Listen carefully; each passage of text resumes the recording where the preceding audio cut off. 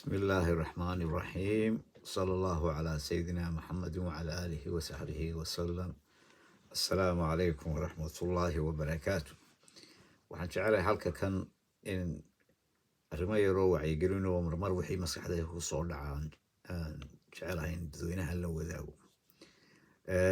maanta waxaan kaga hadlayaa laba erey oo kooban. Horta waxaan ogaaday in hadalka badan ee dheer dadku ayna xamilin dhowr miro un bay dhageystaan wixii qofka bini'aadamka ku hadlay markaasay ka falceliyaan. taas waa yandara waayo qofkii oon weli wixii uu ku hadlayaan murtideedii u dhaadhicin ayay inta yar hore intay soo qaataan bay waxay doonaan faallaa odhanayaan.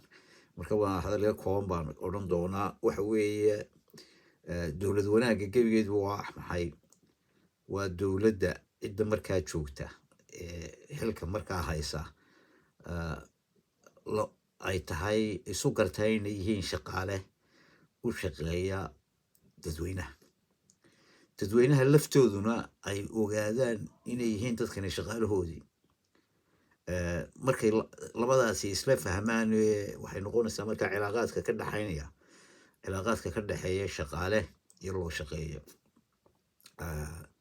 bal ka waran qof aad dukaan u dhiibatay oo kuu shaqaynaya oo inaad wax u sheegtay iyo inaad dhaliisho aan ogolayn, oo haddaad dhaliisho ku xidhayaba adiguna markaa baryayso adigii hadda shaqaalaha uu ku ahaabaa baryaya.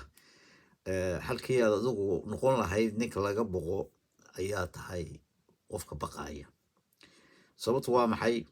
shuruucda taalaan lagu shaqaynay.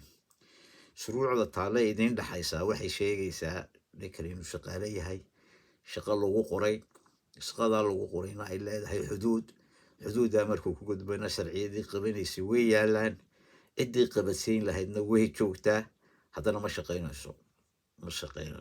marka waxa weeye in dhaliisha la badiyo oo la ogolaado. cayd iyo dhaliishana waa in la kala bartaa. haddii labadaasi siday u muuqataa isku mid noqdeen oo kii wax dhaliilayana cay badan uu gelinayo, ninkii la dhaliilayna dhaliishaba u yaqaana cay, oo wixiiba ay noqotay waadi cayday iyo kumaan caayin iyo ma garanaysaa. marka waxa weeye horta inu bahashan aan fahamno oo sida wax loo sheegayana hala barto.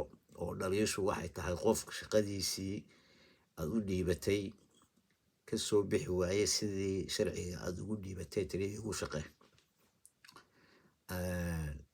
ku xadgudbay. taasay dhaliishu noqonaysaa. ma noqonayso akhlaaqdiisa iyo qoyskiisa iyo naftiisa iyo taariikhdiisa wixiisaas inaad maaragtay ka sheekayso aad ku ceebayso maaha.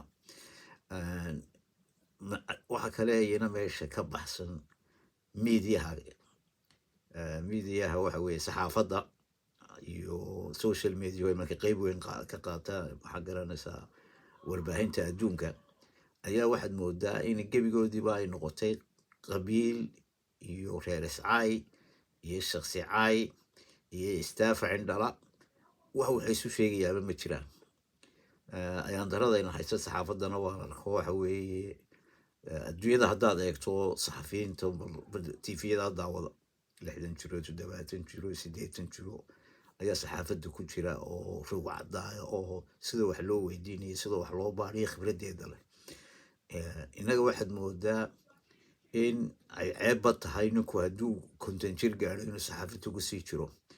rag muddo kaloo waaweyn oo saxaafadda ahoo aan ahaa mid waliba uu ka baxay. marka dhalinyaro cusub oo had iyo jeer dee u baahan barbaarinaya gacan qabasho ay saxaafaddina u gacan gasha. waana meelaha laynaga haysto. oo saxaafaddu waxa weeye waa tiir weyn oo nidaamka aynu qaadanay dowlad wanaagana ka ah. nidaamka dimuqraadiyadna waaba tiir adag weeyaan. waa tiirka lagu kala baxo ee dadka xisbiyadu runta u kala sheega. oo barnaamij waxaa kale jira waxyaabaha aynu soo bandhigayno bugaagta la qoray. waa bugaagun qof ka sheekaynaysa iyo reerkoodii iyo camiraya iyo isu camiraya. ninku miyaanu tol lahayn waa buugga iibsada. yacni buug keliya oo waxay noo sheegaan ma hayno. marka waxaan jeclahay in arrimaha noocaasa aynu dib u eegno in dowladdana aynu shaqaalo u aragno iyana isu arkaa inay shaqaale yihiin dadweynuhuna awooddooda ay gartaan inay awood weyn leeyihiin oo berri ka maalin iyagu yihiin kuwa wax bedeli kara laakiin bedelaadaasi waa inay ku salaysnaataa wax xaqiiq ah xaqiiqdana waa inay ka timaadaa waxaa la naaqishaayo ee tviyada iyo miidiyahu aynu uga baahannahay warbaahintu inay soo bandhigto waxqabadkii runta ahaa ee dowladda qaladaadkii runta ahaa ee dowladda la baaro mucaaridku barnaamijka ay dhaama ay ku bedelanayaan waxaan ay keenaan wixii noqdo wax laga naaqisho waxqabad iyo waxaan la qaban iyo wax soo socdo la qaban doono halkaynu maanta ku mashquulsanay hebel caay iyo hebel amaan iyo reer caay iyo reer amaan intaasi ayaan kaga baxayaa waayo waxaan ogahay inta haatay kasii dheeraato dadku waa ka caajisaane ilaahay subxaanahu watacaala hayna dulqaadkayda hayna siiyo inaynu dhaliisayna layna dhaliilayana qaadano runtana isu sheegno caydana iska daayno dalkana waynu wada leenahay waxa lagu tartamaa ay noqoto saasaan wax u qabanayaa oo anaa kaaga wanaagsan iyo anaa kaaga fiican ee reeraha madaxa laysu gelinay la iska daayo wassalaamu calaykum waraxmatullaahi wabarakaatu